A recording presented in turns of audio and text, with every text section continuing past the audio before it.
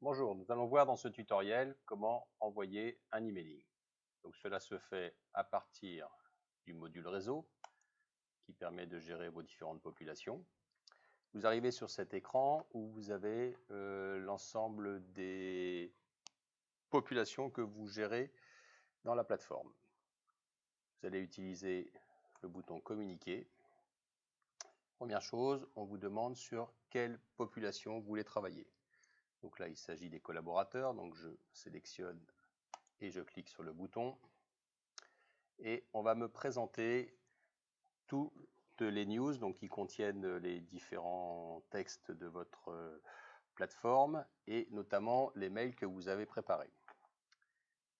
Donc je vais choisir par exemple le mail d'envoi du mot de passe. Donc au regard de la ligne, je clique sur le bouton choisir.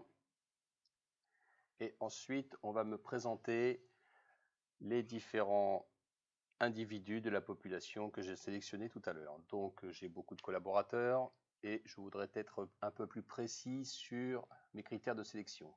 Donc je vais cliquer sur je veux définir des filtres sur ma population et on va me présenter un certain nombre de critères pour cette population. Donc ici je peux faire une sélection soit selon la catégorie, soit selon le centre, l'équipe, la région ou la langue. Donc admettons que je veuille travailler sur la catégorie AS. Donc je vois qu'il y a 941 personnes qui sont concernées. Et je vais encore réduire ma sélection. Je vais envoyer par exemple aux AS de Brest. Voilà. Donc le programme me prépare mes critères de sélection. Je valide. Et là, je retrouve ma liste filtrée. Donc je n'ai plus que 11 individus dans ma sélection auxquels je vais envoyer mon email. Donc je continue, envoyer le mail, donc il y a un écran supplémentaire qui arrive. Je retrouve le mail que j'avais sélectionné tout à l'heure, donc la news que j'avais sélectionnée tout à l'heure, avec l'objet du mail que je peux encore modifier. Et comme vous pouvez le voir ici, des variables de substitution. Donc dans ce mail, on va remplacer certaines zones par les variables de la base de données. Donc là, par exemple, on va remplacer le prénom et le nom, et on va pouvoir mettre le login et le password de chaque participant.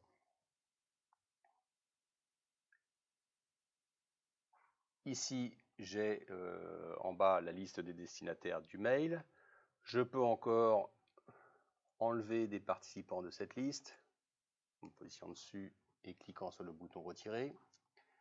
Et une fois que j'ai bien vérifié, donc il y a beaucoup de contrôles, mais c'est un passage obligé quand on envoie un mail parce qu'une erreur est vite arrivée. Donc je vais pouvoir passer à l'étape suivante où je vais visualiser tous les mails de ma sélection. Donc là j'en ai 10. Et je peux tout de suite vérifier que la substitution entre mes variables et la base de données s'opère de la bonne façon. Donc là par exemple sur la première fiche, et je peux me déplacer de fiche en fiche pour vérifier que tout se passe bien. Par défaut, aussi important, je suis en mode test, c'est-à-dire que si j'envoie les mails, tous les mails vont partir à l'adresse qui est définie ici, enfin tous les mails. Il va prendre les 10 premiers mails de toute votre sélection. Là, en l'occurrence, j'en ai 10, donc j'aurai la totalité des mails. Pour passer en mode réel, je clique ici, et là, j'ai bien en mode réel, et là, les mails partiront pour de vrai. Donc, je vais rester en mode test pour cette démonstration. Et je clique sur envoyer les emails.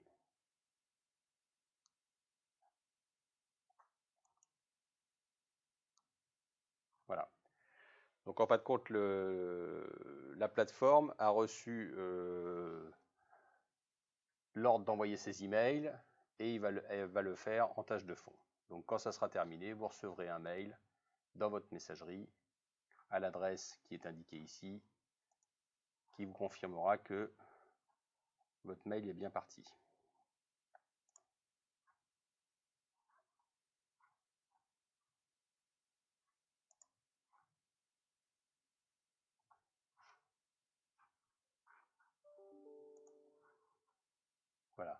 retrouve ici mes différents mails et aussi une log qui permet de donner tous les mails qu'il a envoyés avec un fichier Excel joint contenant